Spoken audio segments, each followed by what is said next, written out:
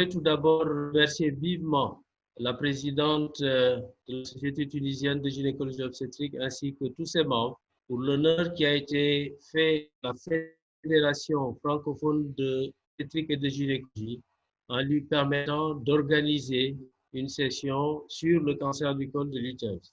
Je m'en vais dans ma présentation vous parler de la prévention du cancer du col en partageant avec vous ici et là quelques expériences du Sénégal. La prévention est définie comme l'ensemble des moyens pour l'expansion d'une néoformation de l'épithélium malpigien ou cylindrique du col utérin. Alors, cette planche qui résume un peu toute l'histoire naturelle du cancer du col est bien connue de tous. Je ne vais pas insister sur sa description. Mais par contre, montrer le niveau d'action, le niveau d'intervention de la prévention primaire qui va surtout s'atteler à éviter l'infection et surtout sa persistance, et le niveau d'intervention de la prévention secondaire qui va s'attaquer aux lésions précancéreuses et éviter que celles-ci ne puissent évoluer au bout de quelques années vers le cancer du col lui-même. Parlons d'abord de la situation du cancer du col utérin au Sénégal et montrer pourquoi il s'agit d'un fardeau particulièrement lourd pour notre système de santé. Nous voyons ici sur cette plage qu'avec une incidence globale de 22,4 pour 100 000 femmes, le cancer du col utérin est de loin le premier cancer chez la femme au Sénégal. Et on voit que son incidence est 2 fois plus importante que l'incidence du cancer qui vient juste en dessous, c'est-à-dire le cancer du sein. Alors, cette incidence est également élevée dans beaucoup de pays d'Afrique australe, à la deuxième place, donc derrière le Mali et devant beaucoup d'autres pays comme la Guinée, le Ghana, Sierra Leone, etc. Disons l'incidence spécifique rapportée à l'âge, on voit que le Sénégal, qui est sur la courbe du haut en bleu, a des taux beaucoup plus élevés que la moyenne de l'Afrique de l'Ouest, plus élevés également. On voit également que la mortalité par cancer du col de l'utérus est estimée à 13 pour 100 000, et cela est également le double de ce qui est observé pour le cancer du sein qui vient juste en dessous et très loin devant les autres cancers qui sont diagnostiqués chez la femme. Alors donc, il s'agit d'un véritable fardeau qui pèse sur nos populations. Alors, nous savons que le cancer du col est directement lié à l'infection HPV. Parlons à présent de la situation de cette infection qui peut expliquer un peu cette incidence importante dont nous venons de parler. Alors, les prévalences les plus importantes d'infection HPV chez les femmes sont rapportées pour des populations vivant aux Caraïbes. Ensuite viennent des pays africains, notamment l'Afrique de l'Est avec 33,6%, suivi par la 11,7%. Et cette prévalence particulièrement importante de l'HPV en Afrique, notamment en Afrique subsaharienne, explique en partie également les taux d'incidence très élevés du cancer du col dans cette partie du monde. Alors, pour revenir au cas plus spécifique du Sénégal, les études ont montré que la prévalence de l'infection HPV connaît 2 bosses. Il y a un premier pic autour de 25 ans où on enregistre 33% de positivité chez les prélèvements qui ont été faits et une deuxième bosse, un deuxième pic autour de 55 ans avec 21% de positivité dans les prélèvements qui ont été réalisés. Alors, en ce qui concerne les différents types de HPV rencontrés, au Sénégal, ce sont les 3 sérotypes 31, 52 et 53 qui sont les plus fréquents, avec respectivement 4,7%, 3,5% et 3%. Paradoxalement, les HPV les plus populaires, entre guillemets, je veux parler du 16 et du 18, sont moins fréquents, avec respectivement 2,3 et 1,3%. Alors, lorsqu'on fait l'analyse des différents prélèvements chez des femmes ayant développé un cancer du col, cette analyse titulaire montre que les HPV les plus fréquemment retrouvés sont au nombre de 4. Il s'agit du 16, il s'agit du 45, du 18 et du 33. Alors, parlons à présent de la prévention secondaire. Cette prévention repose essentiellement sur le dépistage. Alors, il existe 3 types de dépistage. Un dépistage dit systématique ou de masse au sein de la population, un dépistage ciblé sur les facteurs de risque et un dépistage opportuniste qui consiste à prescrire et à réaliser un dépistage chez toutes les femmes se présentant, quel que soit le motif, que ce soit pour une consultation prénatale, une demande de contraception et diverses consultations gynécologiques. Alors, ce dépistage, pour être accepté, doit avoir un certain nombre de critères. Il doit être précis, reproductible, accessible, facile à réaliser, acceptable, sans danger et bien entendu disponible. Alors, nous allons passer en revue ces différents types de dépistage. Le premier, c'est le frottis cervico-utérin, pour l'instant est le gold standard. Alors, ce frottis cible les femmes âgées généralement entre 25 et 65 ans. La périodicité recommandée varie selon les pays, 2 à 3 ans. Les conditions, il faut réaliser le frottis en dehors des règles, d'une infection et d'un traitement hormonal. Il existe 2 types de frottis, un frottis classique conventionnel avec des lames et un frottis en milieu liquide. Alors, les résultats sont classés en utilisant le système de Bethesda. Alors, on peut se retrouver devant 3 situations. Une absence de lésions malpighiennes intraépithéliales, la présence d'anomalies des cellules malpighiennes, notamment les ascus, les ascaches, les lésions intraépithéliales de bas grade, les lésions intraépithéliales de haut grade ou carrément un carcinome des vitres. Bien alors, il s'agit d'anomalies des cellules glandulaires. Alors, la candidature doit être adaptée aux résultats. Lorsque le frottis est normal, on peut se contenter d'une séance tous les 2 ou 3 ans. En présence d'un ascus, si possible, on peut réaliser un test HPV. Et si le test est positif, enchaîner avec une colposcopie, plus ou moins une biopsie. En cas d'ascache, on réalise une colposcopie, plus ou moins une biopsie. Devant des lésions intraépithéliales de bas grade, il faut réaliser une colposcopie, plus ou moins une biopsie. Et lorsque l'examen est disponible, on peut faire la recherche de P16 et de KI67. Devant des lésions intraépithéliales de haut grade, il faut faire une colposcopie d'emblée. Et si la jonction n'est pas vue, on enchaîne avec une conisation.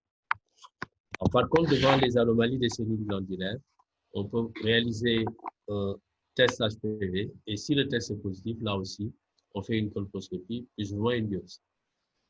Alors, les particularités du Sénégal par rapport au frottis, c'est qu'il n'y a pas de politique de dépistage organisée, donc c'est un dépistage d'opportunité. Mais si on considère la cible importante, 4 millions de femmes, l'insuffisance du nombre de cytopathologistes et de laboratoires spécialisés, surtout en dehors de Dakar, le coût relativement élevé, entre 8 et 40 euros, selon qu'on se retrouve devant un laboratoire public ou privé, on comprend aisément que la grande majorité des femmes sénégalaises n'ont pas accès au frottis cervico-utérin. Alors, ce qui nous amène à parler du deuxième moyen de dépistage, dont l'objectif est un peu de compenser cette faible accessibilité au frottis cervico-utérin. Je vais vous parler de l'inspection visuelle du col utérin. Donc, il s'agit d'un examen à l'œil nu ou à l'aide d'une loupe après application d'une solution d'acide acétique, puis le ligol. Les conditions sont les mêmes que celles édictées pour la réalisation du frottis et le matériel fait appel à l'acide acétique et au ligol. Alors, on applique l'acide acétique, on attend 1 minute, ensuite on procède à l'examen pour rechercher des zones blanches appelées des zones acidophiles, dont on précisera l'intensité, les bords, l'étendue, la localisation. Ensuite, on appliquera le ligol pour rechercher des zones iodées négatives. Alors, c'est une méthode qui est très simple, assez efficace et qui peut être laissée entre les mains de médecins généralistes et surtout de sages-femmes qui ont été formés en nombre très important et qui permettent justement aux femmes vivant en milieu rural d'avoir accès donc à un dépistage, étant entendu que le frottis ne peut pas être réalisé dans certaines conditions. Alors, lorsque l'inspection a été faite, on peut se retrouver devant différentes situations, notamment lorsque l'inspection visuelle à l'acide acétique est positive et que la jonction est vue. Donc, nous préconisons de réaliser une curothérapie pour détruire les lésions dans le cadre de la politique de see and treat ou screen and treat. Alors, lorsque l'IVA est négative avec une jonction non vue Ou lorsque l'IVA est positive avec quelques signes faisant suspecter un cancer, nous réalisons une colposcopie, plus ou moins une biopsie. Alors, lorsque l'IVA est négative avec une jonction qui est vue, par contre, c'est une situation très favorable. On peut se contenter d'une surveillance tous les 3 ans. Troisième moyen de dépistage, la colposcopie. Vous voyez qu'en fait, ces moyens de dépistage, en fait, se complètent. Il s'agit là aussi de l'examen du col, mais utilisant dans ce cas-là une lampe grossissante et une source de lumière. Les conditions de réalisation sont les mêmes. Là aussi, on utilise de l'acide acétique et du glycol. On a un examen sans préparation, ensuite l'application d'acide acétique, ensuite l'application de glycol à la recherche de zones violet-négatives. Les résultats sont transcrits en utilisant la classification de la Société française de colposcopie et de pathologie cervico-vaginale. On peut se retrouver devant un col normal, devant la présence d'un ectropion, ou bien devant des transformations atypiques de grade 1 ou 2. Dans tous les cas, il est important de préciser si la zone de jonction a été vue ou non. Alors, la conduite à tenir, c'est que lorsque la colposcopie est anormale et la jonction est vue, il faut procéder à une biopsie et à une analyse historique. Par contre, si la colposcopie est anormale et la jonction non vue, il faut procéder directement à une conisation diagnostique. La conisation diagnostique représente le 4e moyen de dépistage. Il s'agit de procéder à l'exérèse d'une partie du col utérin en forme de cône. L'indication est essentiellement représentée par la lésion intraépithéliale de haut grade avec une zone de jonction non vue en totalité. Et cette conisation est réalisée soit au buissonnifoire, soit à lance diathermique ou bien au laser. Alors, pour les résultats, on peut se retrouver devant une conisation parfaite, donc qui a permis de procéder à l'exérèse de la lésion en totalité.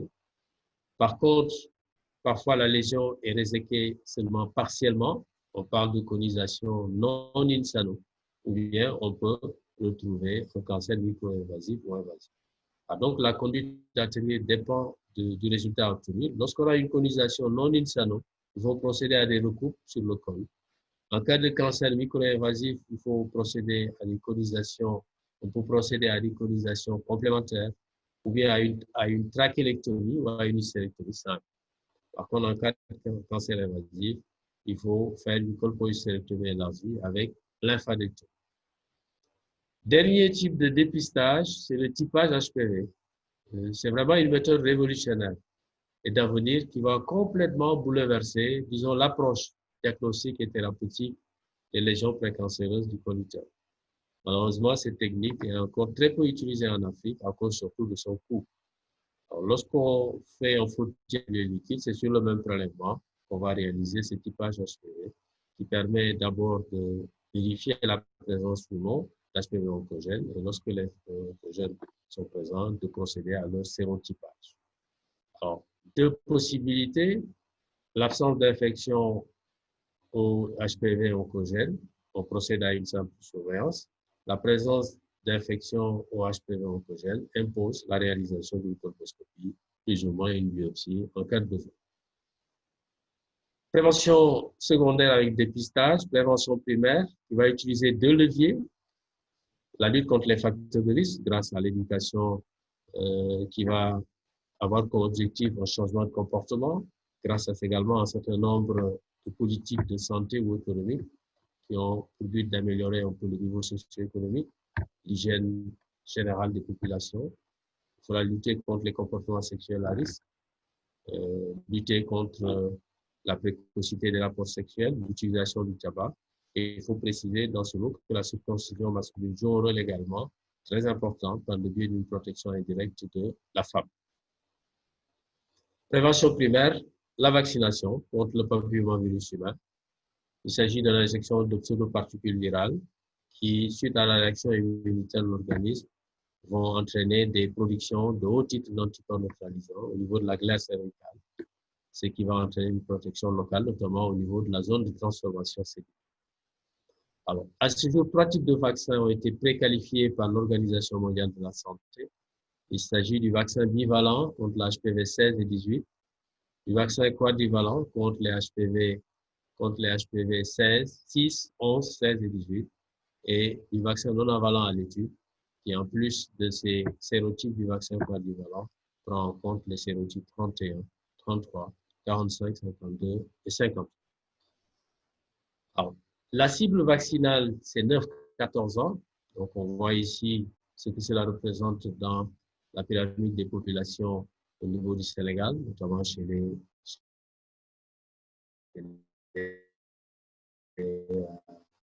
femmes, chez les filles, idéal chez les filles, et en tenant compte des contraintes. Donc, beaucoup de pays, dont le Sénégal, ont opté de vacciner préférentiellement les filles et de fixer une cible opérationnelle à 9 ans.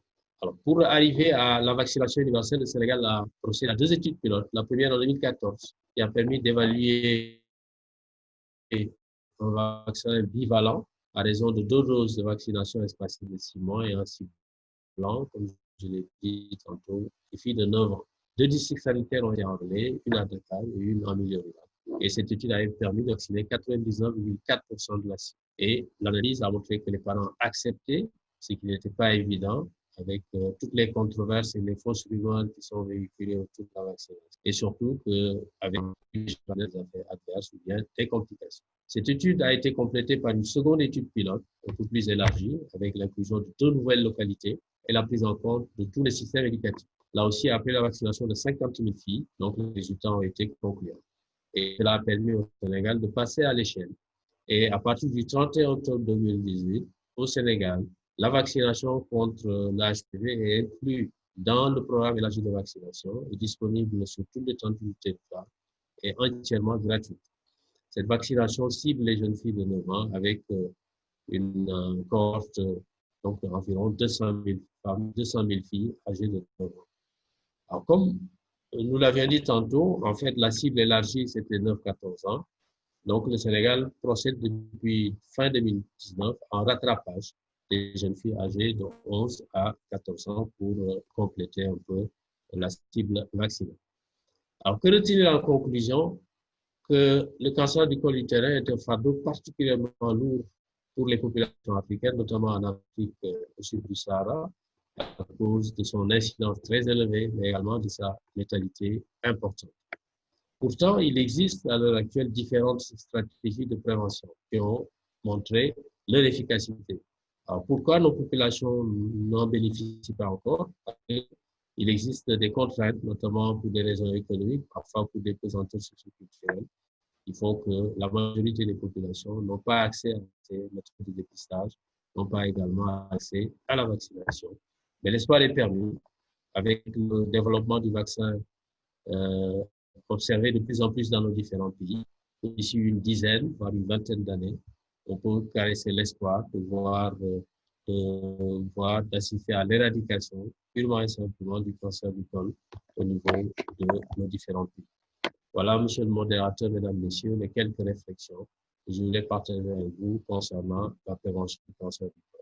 Je vous remercie pour votre aimable attention.